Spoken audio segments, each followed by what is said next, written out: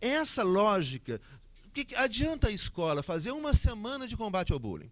Então vamos fazer cartazes. Ah, que lindo. Vamos botar os meninos fazer cartazes. Abraça o seu coleguinha, que lindo. Aí o pai chora, a mãe chora, né? Os coleguinhas choram, a professora chora. Nossa, você discriminou o coleguinha, né? Tudo. Não faça mais isso. Aí passou uma semana, voltou tudo ao normal. A escola do mesmo jeito. Adianta alguma coisa? É óbvio que não adianta nada.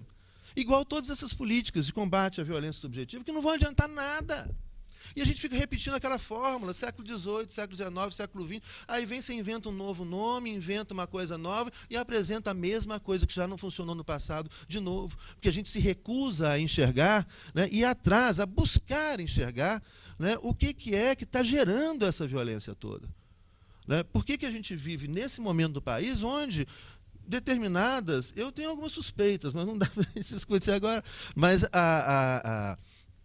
que está gerando, mesmo com aumento do mercado consumidor, e a resposta começa a passar por aí, justamente, né, o aumento do emprego e dos salários, né, tem significado também o aumento da violência. Né? Então, eu acho que isso é muito sério. Outro dia, um outro exemplo aqui, eu acho que é interessante para a gente pensar isso. Vira e mexe, a mídia dá umas notícias da violência nas escolas norte-americanas. Né? E a gente vê uma criança, um adolescente que entrou na escola armado e atirou nos colegas e matou os colegas. Mata o professor, etc. Isso acontece desde as elementary school, a high school, né, até a universidade, em escolas militares teve atentado e tudo.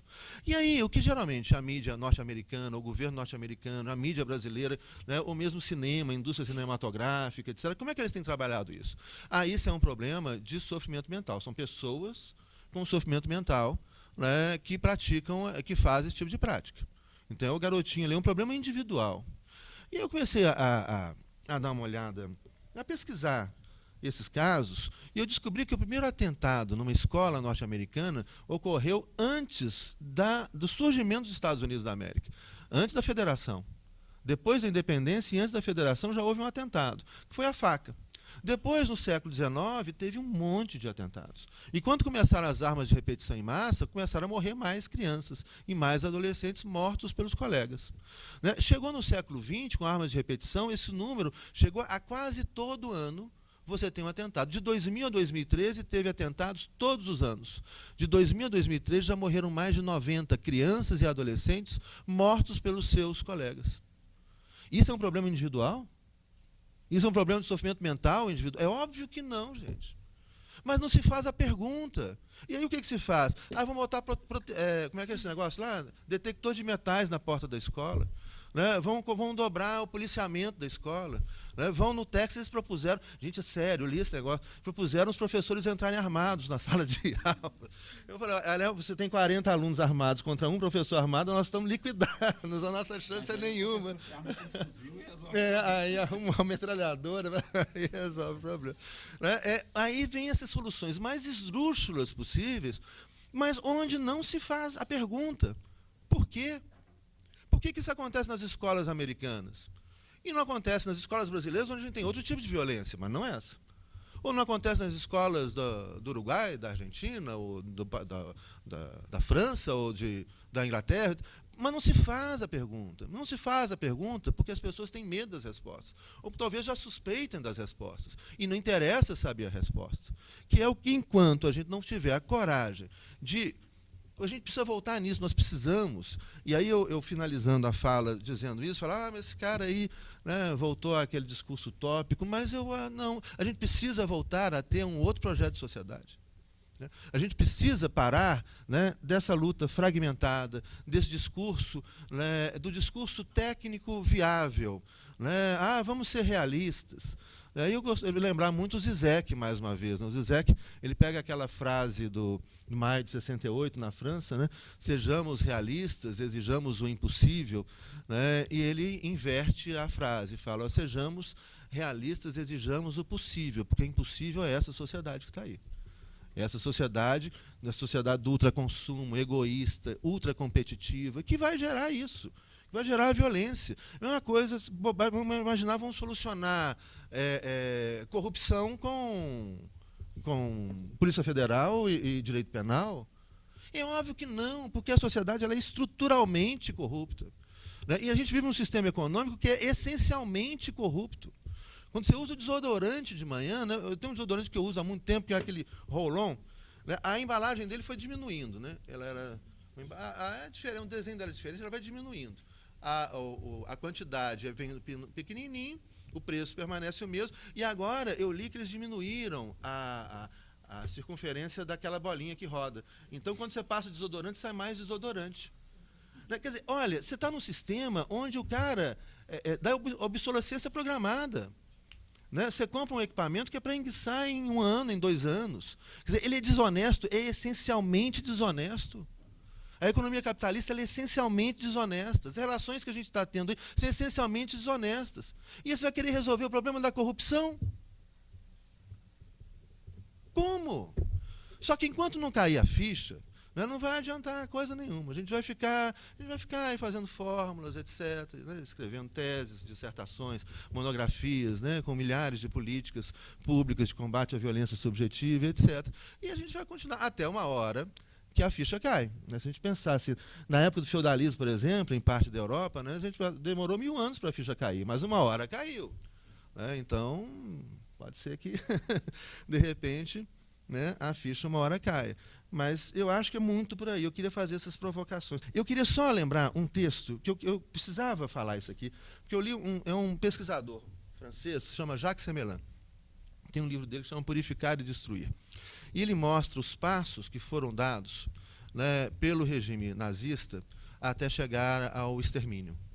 Né? É muito interessante. Ele fala, primeiro, como que a política, que passa a ser uma lógica de concorrência entre adversários, ela se transforma numa luta entre amigos e inimigos. O primeiro passo é transformar o adversário político em um inimigo. Né? Só que não basta transformá-lo em inimigo. Né? Porque ele não é, se a gente imagina, quando eu falo isso, eu lembro sempre do Cassius Clay. Quem é mais velho aqui vai lembrar do Muhammad Ali, aquele boxeador que lutava com George Foreman, né? Os dois se odiavam, mas os dois se respeitavam, porque um olhava para ele e falou, você é um grande boxeador, mas eu te odeio. Eles eram inimigos, não eram adversários. Não. E eles quase se matavam no ringue. Né? Só que aí o passo seguinte vai ser subalternizar o inimigo. Não só transformar aquele que pensa politicamente diferente em adversário, de adversário em inimigo, de inimigo em inferior. Ele é subalterno. Ele é atrasado. Ele é burro. Né? Ele não estudou, não sabe falar direito, etc. Subalterniza. O passo seguinte é a animalização. O que o regime nazista fez? Ele começa você tem toda uma propaganda que começa a identificar o povo judeu com ratos. Daí que a contra-propaganda vem dos Estados Unidos, o Walt Disney, a criação do Mickey Mouse, o rato inteligente, simpático, etc. Mas colocar o judeu como rato, nariz grande, etc. A animalização. Né? Você vai inferiorizando. O passo seguinte é o discurso da pureza. Eu falo sempre com meus alunos, se chegar alguém para vocês, chegar alguém e falar, sou puro, né? Sou belo, sou puro, sou maravilhoso, né? Eu não tenho pecados, eu sou o sujeito mais honesto do mundo. Eu falei, sai correndo, mas sai correndo o mais rápido que vocês conseguirem, porque esse mata. Esse é o que mata. E, aliás, está na Bíblia, né? Atire a primeira pedra, né, quem não tiver pecados. Essa ideia não é nova. Quem tem coragem de atirar pedra é quem se julga puro. Né? Esses atiram pedra. Esses queimam, põem para queimar os outros, não eles. Né? Esses constroem fornos, esses, né, saem atirando no meio da rua. Né? Esses que se acham puros. E aí, quando você coloca a lógica entre puro, né, você transforma o inimigo em coisa. É a coisificação, é o mal. Você colocou ali, é o bem versus o mal. Há um bem e um bem absoluto. Né? Então, o cara se sente o paladino da justiça, o paladino da honestidade pública, né? É o bem absoluto, contra o outro, que é o mal, ou mal absoluto. Aí o ponto seguinte, o que é? Gerar medo. Né? O que o regime nazista? Gerar medo. O medo do outro que é inferiorizado, coisificado, que vai então agora, esse cara vai tomar a sua casa, esse cara vai acabar com sua vida, destruir o seu emprego, né? Acabar com os seus filhos, né? E assim por diante. É a geração do medo, permanente.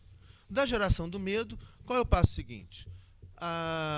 O estopim, né, foi o assassinato de um diplomata alemão em Paris por um ativista anarquista de origem judia. Como anarquista, provavelmente naquela época ele era ateu. Hoje já tem uns anarquistas não ateus, mas naquela época fazia parte do figurino ser ateu. Então ele não era judeu, mas era de origem judaica. E aí Goebbels coloca lá, Noite dos Cristais, olha, né, o povo judeu atentou contra o povo alemão. Né? Um alemão foi assassinado por um judeu em Paris, e aí o povo sai no meio da rua quebrando tudo. A Noite dos Cristais. Né? E o passo seguinte é a perda do controle da violência. Né, o extermínio e tudo isso.